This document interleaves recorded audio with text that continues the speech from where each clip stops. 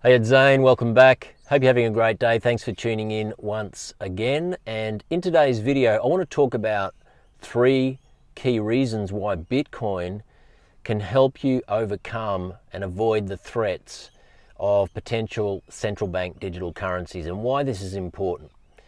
And I want to get into this discussion. I've made a few notes here I want to share with you here today.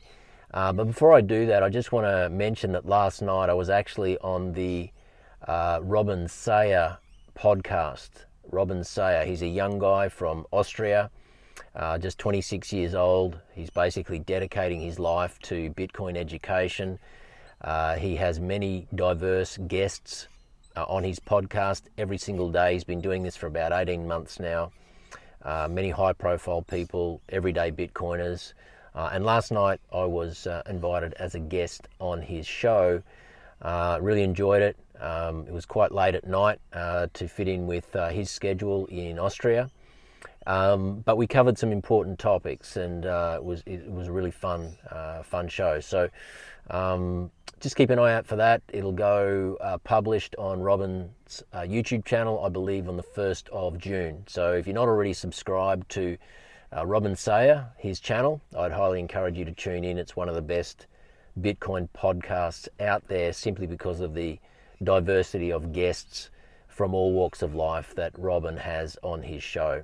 You spell his surname S-E-Y-R, Sayer, and you'll be able to find him on YouTube. Now, what really prompted me to do this morning's video is a podcast I was tuned in this morning. Last night I was recording a podcast. This morning I was listening to a podcast. This is kind of how my day tracks. I'm always down the Bitcoin rabbit hole so that I can share with you guys the most important and pertinent information in Bitcoin and why we need to be really focused on this asset, particularly if we're thinking about protecting and preserving our life savings, our retirement in this changing world that we're in. And so this morning I was tuned into the Bitcoin Way podcast with Michael Jordan, Tony Yazbek, and the guys, and they were talking about some of the things that are going on right now around the world that many people are going to, unfortunately, they're going to be greatly affected in their financial life because they're not paying attention to what's happening and taking appropriate evasive action. And, it's not to be conspiratorial or alarmist or anything like that. There's a certain reality of what's happening in the world that everybody who cares about their financial life should be paying attention to. And one of those threats, of course, is central bank digital currencies. Now, CBDCs are the brainchild of the World Economic Forum, and they want to centralize everything. They want to have a globalist agenda. They want to have everything surveilled and controlled so that they can basically dictate to you and I and the community and society, what we do in terms of our medical setup, what we do in terms of the foods we eat, what we do in terms of our financial life. They want to basically surveil and centralize everything. And the easiest way to centralize the lives of the population is to basically switch off their money, to centralize their financial life, because at the end of the day, if you don't have free and fair access to your money without any kind of impediments, then really, you are very restricted in terms of your freedoms. And when they start to add to that, plugging your financial life into your behaviors in terms of the things that you're consuming, how much travel you're doing, products you're buying, whether or not you're getting, say, a speeding fine, and the impact that could have in terms of accumulation of points attached to your CBDC, your ability to spend money. All of these things are how they tie it to your digital ID, your digital identification. Plug in your medical history, the whole lot. And so, the only opt-out that we have is to be in Bitcoin, because with Bitcoin, we don't have to worry about any of that, because we can transact freely in this parallel economy without any impediment. And so I want to rattle off here three, I guess, reasons why Bitcoin will be useful in combating the potential threat of CBDCs. Now, anybody who thinks that CBDCs are a pipe dream, they're not coming, it's very unrealistic, it's ever going to happen, you're not paying attention to the policies that are happening in this country. I know several people who have very high net worths who have already left the country. They can see what's coming. A lot of people are happy. They want to sit still to the bitter end and kind of trust that things are going to be okay, even though we can see where this is all going. But CBDCs are real, and they're coming to Europe in October. And yes, there might be several rollout phases before it becomes a really severe surveillance money type system. But nevertheless, there's enough red flags, enough signs that you and I should be paying attention to that and starting to decentralize a meaningful part of our financial life. That's how I feel about it. Let me know what you think in the comments below. But number one is decentralization versus the control system. And we have to understand that CBDCs are issued by central banks. So it basically means that every transaction that you and I do, if we're completely tied to this system, is going to be monitored and surveilled. And with Bitcoin, like I said, we don't have that problem. It operates outside the system. It is peer-to-peer. It is portable money. There is no restrictions. There is no counterparty. It is completely permissionless. And so when it comes to thinking about your life savings and your retirement, do you want to entrust the next 10, 15 years of this system and your life savings attached to it? Or do you think that you should be diversifying and hedging against this by getting yourself into a decentralized position? And I think you know the answer to that, and this is why people now in their droves are starting to look at things like their retirement savings, their 401ks, their superannuation, and they're saying, well, number one, these funds are hopelessly underperforming. They're not even keeping up with inflation, which basically means it's like being out at sea on a boat or on a dinghy with a hole in it, knowing that your financial life is slowly sinking to the bottom, such that when you get to the age of 65, when you're supposedly meant to retire, the reality is most people simply aren't going to have enough to sustain them comfortably in any way, shape or form for the next 15, 20 years. And so people now are saying, well, hang on, how do I take control of my life savings? How do I extract it from the central control system and bring it into an environment where we're in control, where you're in control, through, in Australia, a self-managed super fund where you can buy Bitcoin and take it into self-custody. And many people are starting to do this. Now, how long this window is open, this opportunity for people to do that, they could essentially turn it off tomorrow. They could stop people from rolling over their superannuation from industry super funds into self-managed. They could do that overnight.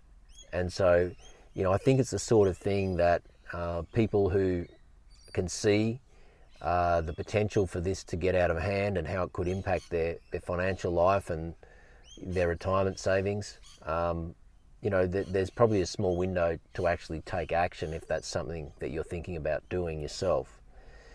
So we want to avoid central control. We want to be in a decentralized system. That's exactly what Bitcoin represents.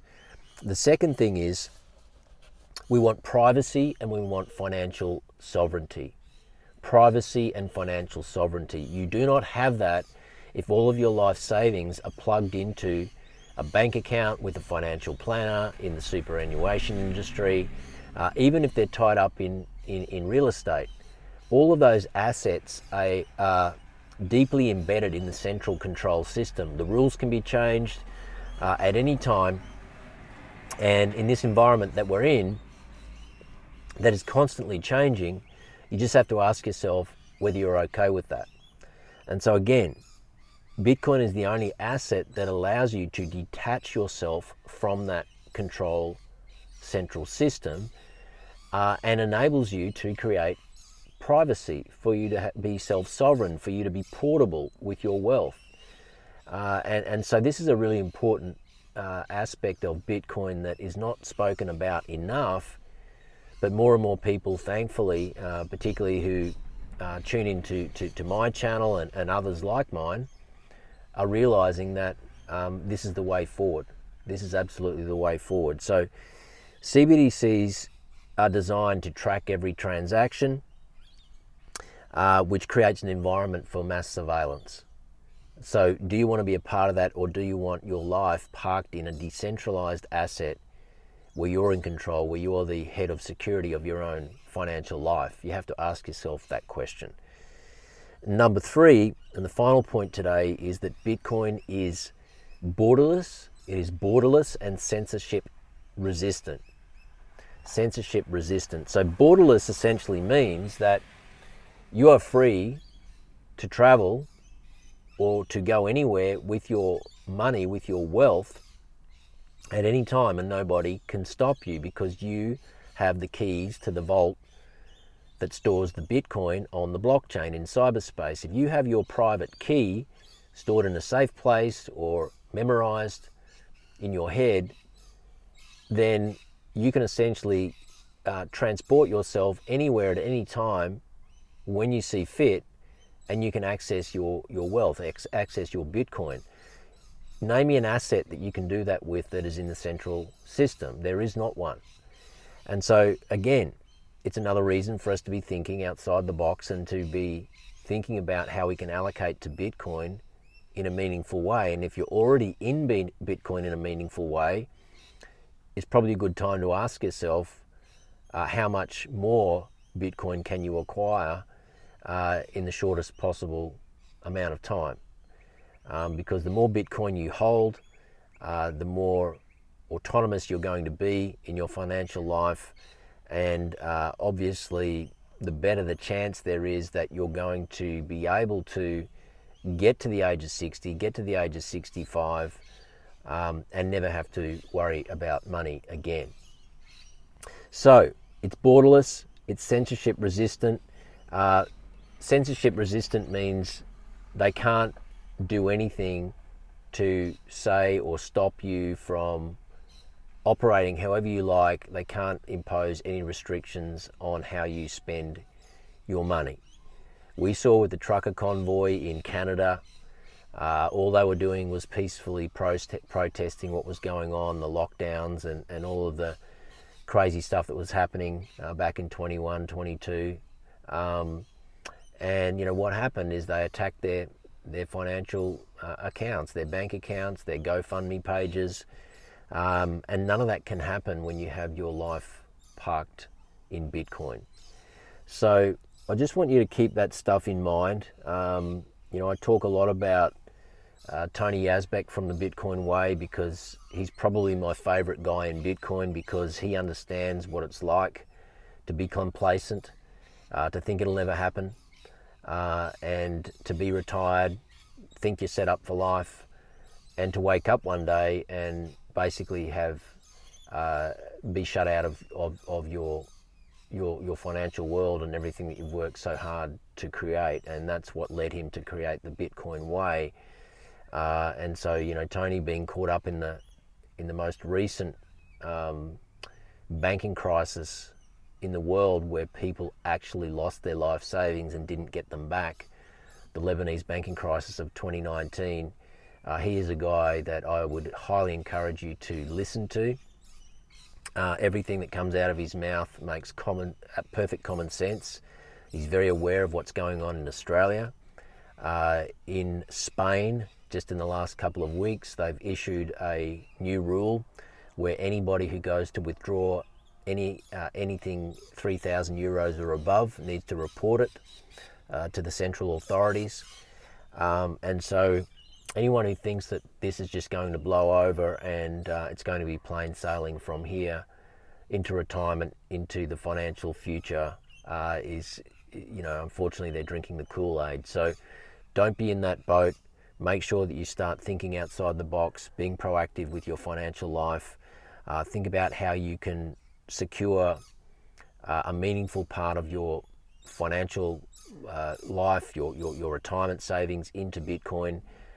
Stack hard, hold on for dear life, self-custody, do that right, and then you'll just sleep well at night knowing no matter what happens in the world, you have a life raft escape.